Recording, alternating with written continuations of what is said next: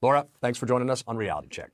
Describe some of the intimidation tactics that are used by these overseas police officers. There's basically three types of operations to persuade a person to return. So the first one is going after family members back home. So either take away their benefits, visit them regularly, visits by the local police to kind of persuade them, to persuade their relatives abroad that it's in their interest to return home, detain them, arrest them, even disappear or prosecute them in the stead of the person that they're after and who's overseas.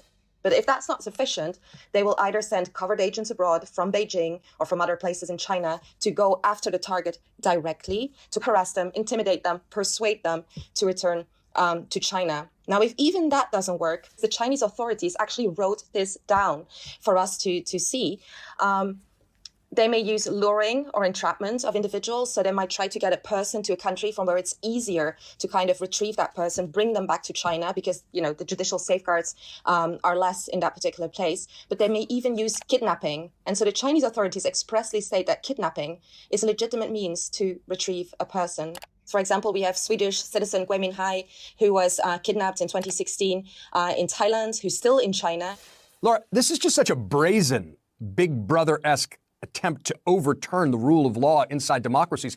What does it say about the Chinese government's respect for rule of law inside democracies and their expansionist ambitions? It shows clearly they have no respect whatsoever, right? The PRC is very big on, claiming territorial sovereignty, claiming sovereignty when it comes to, criticizing people that call out their human rights record, which obviously, is one of gross human rights violations, even genocide. One of the difficulties, of course, is that there's a degree of pushback, right, that says if you're confronting these sorts of efforts, that it could bleed into a sort of xenophobia.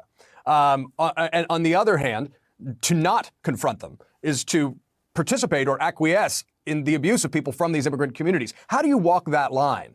Well, the media attention has been amazing on these reports. It's obviously put the issue on the map, but there's always that kind of, as you say, balance that needs to be sought. But we do think it's important to highlight these issues and not fall into the trap that the Chinese Communist Party kind of wants us to get into, and that is to remain silent. So I think it's our duty to speak up on both, sides of the equation. Obviously, speak out against any anti-Asian and anti-Chinese hatred, but call out the crimes of the Chinese Communist Party wherever they're happening.